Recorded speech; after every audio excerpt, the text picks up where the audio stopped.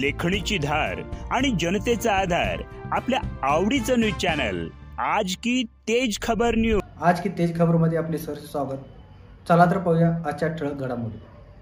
पहलगाम दहशतवादी हल्ला निषेध मोर्चा.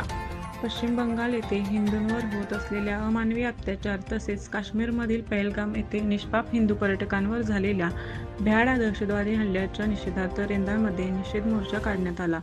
यावेळी रेंदाळमधील सर्व धारकरी, शिवभक्त, मित्रमंडळी, तालीम, सर्व राजकीय पक्षातील पदाधिकारी व नागरिक बंधू उपस्थित होते. निषेध मोर्चाची सुरुवात हिंदू चौक, पंजाब नॅशनल बँक इथून सोमवार दिनांक 28 एप्रिल 2025 रोजी सायंकाळी 6 वाजता झाली. यावेळी पहलगाम हल्ला तसेच बंगालमध्ये हिंदूंवर होत असलेल्या निषेधार्थ घोषणा देण्यात आल्या. निषेध मोर्चा मेन रोडवरून मार्गक्रमण करत रेंदाळ एस स्टँड येथे आला. यावेळी माजी जिल्हा परिषद सदस्य विलास खानविलकर सर, स्वाभिमानी शेतकरी संघटनेचे प्रमुख रघुनाथ पाटील दादा, भाजपा तालुका संघटन मंत्री नितीन पाटील, रेंदाळ काँग्रेसचे सरचिटणीस विजय मोहिते, शिवसेना शहर प्रमुख शरद पाटील, शिवप्रतिष्ठान हिंदुस्थानचे प्रमुख उमाजी तांबे यांनी आपल्या भाषणादरम्यान तीव्र निषेधाच्या भावना व्यक्त केल्या.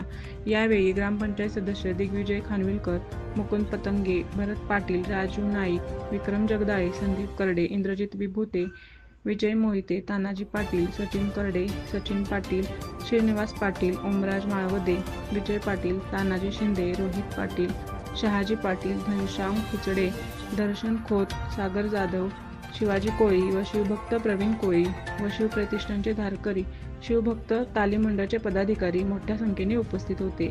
उपस्थित नागरिकांनी पाकिस्तान विरोधात जोरदार घोषणाबाजी करून हल्ल्याचा निषेध व्यक्त केला. या मोर्चाचे आयोजन शिवप्रतिष्ठान हिंदुस्थान रेंदाळच्या वतीने करण्यात आले होते.